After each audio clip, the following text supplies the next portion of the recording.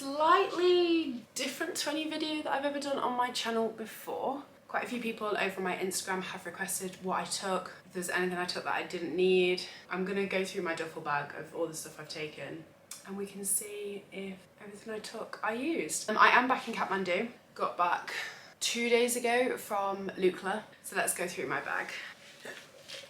Oh. So this is everything I took on the Everest Base Camp trail. Just to know, I went on a 14-day trek. I went up to the Gokyo Lakes, across Chola Pass, and then down the classic Everest Base Camp trail. It was 14 days in total.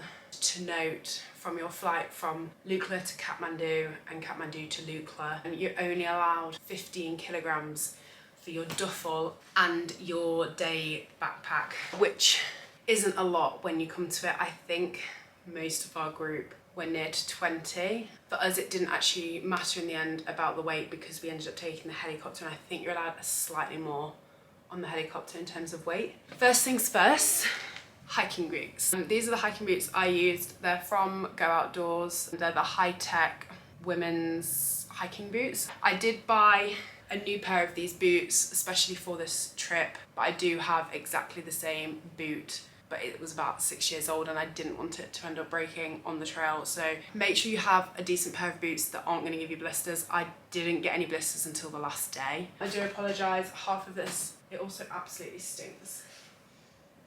Oh God, that stinks. Why is my camera dying? Oh, this is not good, you're plugged in. Where's my power banks? Okay. Charging. Perfect. Sleeping bag. I purchased my own sleeping bag before I left the UK. The company we went through, you can hire sleeping bags off them. I got this from Go Outdoors. The sleeping bag, a new pair of boots, waterproof trousers and coat were the only things I really purchased pre the trip for this trip. A lot of the other stuff I already had. I did have a sleeping bag at home, but it didn't go down to, I think it's a season 4 you need. It's the Rab, I'm not too sure, I'll put the name on the screen, what it's called. This was literally a lifesaver. I did not get cold at all. Once I was in my sleeping bag, I slept through the whole night. I didn't wake up one night being cold. So definitely invest in a sleeping bag that's gonna keep you warm. I mean, I'll get part of it out for you, but this is what it looked like. And it probably really smells. Down jackets, I took 2. My main down jacket, it's a Rab, I'm not too sure names here. It's a Rab puffer jacket. That was my down jacket number 1. Bigger down jacket was the North Face 700. This North Face coat, which is very dirty. I need to clean this. In the evenings, when we were in the tea house, this was perfect. It is slightly warmer when we had the 4 AM walking starts to go up to Gokyo and to Everest Base Camp. I wore this and trekked in this and it was just perfect. I did start with everything in packing cubes, but there's not a lot in packing cubes now, so we're just gonna empty the whole bag. Yeah. Right. Where does one start? Well, I'll go through hats because they're here. In terms of hats, let's just say I took a few. First hat number 1, I took this and unfortunately never wore it. One of like the proper trekking sun hats. Never ended up wearing this at all, unfortunately. In the lower altitudes where I probably would have worn this, it was absolutely chucking it down with rain. A sun hat, I did wear this quite a few times. We got a free hat from Ace. These 2 hats I wore a lot. I took a slightly thinner beanie. This was the one I mainly wear at night time. North Face beanie hat, which has got like fluff inside. Gloves as well. I took a thin pair of like lining gloves that could go inside. I wore these pretty much most days. And then I also took my ski gloves. Did I use them? I think I had them on for a total of like 30 minutes for the whole trip. Probably didn't need them. For me, my hands didn't necessarily get super cold when I was trekking. I probably could have worn them more in the tea houses in the evenings, but I never could be bothered to go back and fish them out of my bag. Oh. For the 2 times on the trek that I did have a shower, just a travel towel, pretty big actually, not gonna lie. If you don't plan to shower at all, then obviously don't bring one because you won't need one. I took 2 packets of baby wipes. Recommend these if you plan to not shower for 10 days. I think it was 10 days in total I didn't take a shower at all. That's disgusting. I'm gonna class those as an essential. Okay, I also took one of these and I think I used it twice and then I gave up with it. I took a liner, a sleeping bag liner. I guess maybe let's start at the bottom and work our way up. So socks. Essentially, I took 4 pairs of walking socks, 2 thick ones that look like this and 2 thinner pairs that look like this. God, they stink. 4 pairs of walking socks was enough for me. I didn't need any more and I didn't need any less. I did use every single pair.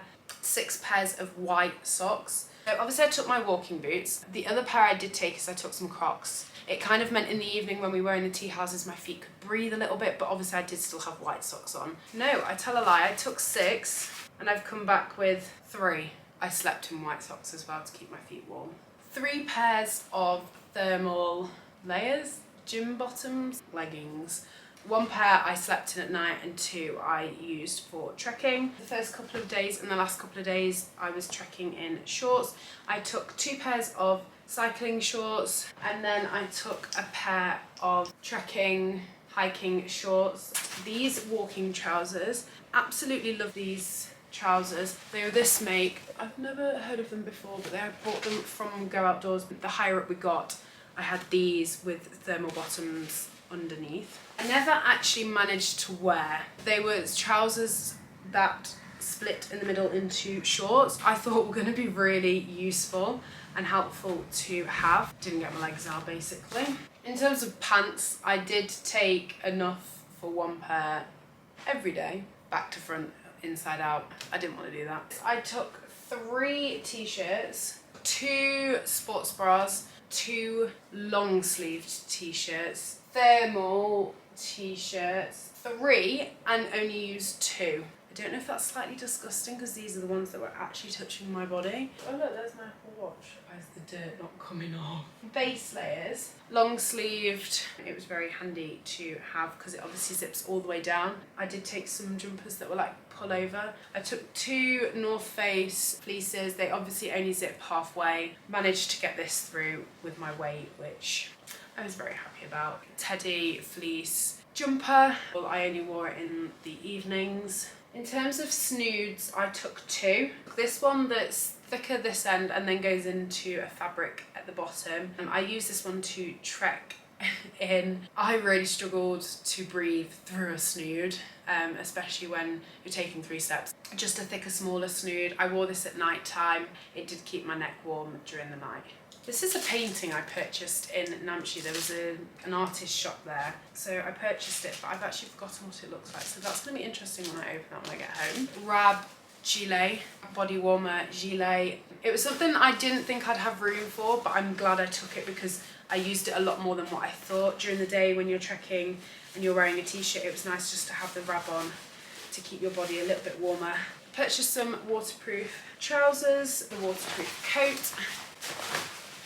It acts as a windshield, which you can then, whilst you're trekking down, I found your body's not obviously getting as hot as it would be when you're going up. To have a windshield kept me a lot warmer than what I thought. Now what's on my bed, if you actually can't see.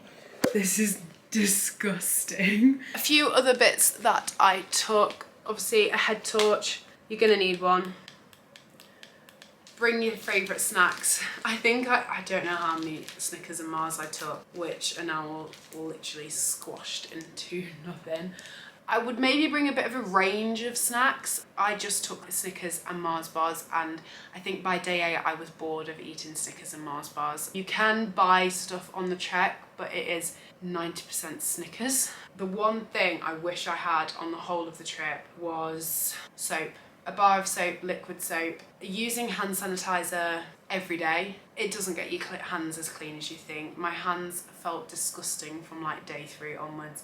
There's not loads in my day bag. I took 2 water bottles. There's another one over there. I did for the first few days buy bottled water over there because I didn't have enough of the water tablets to do the whole trek buy the drinking water and putting the tablets in. I then started using the tablets. Then when I fell ill on day 8, I stopped using the tablets because I did not want another thing to affect me. Just for the rest of the trip, just brought bottled water. My medical kit: gel, ibuprofen, Berocca, blister plasters, paracetamol, and I think that's everything, she says.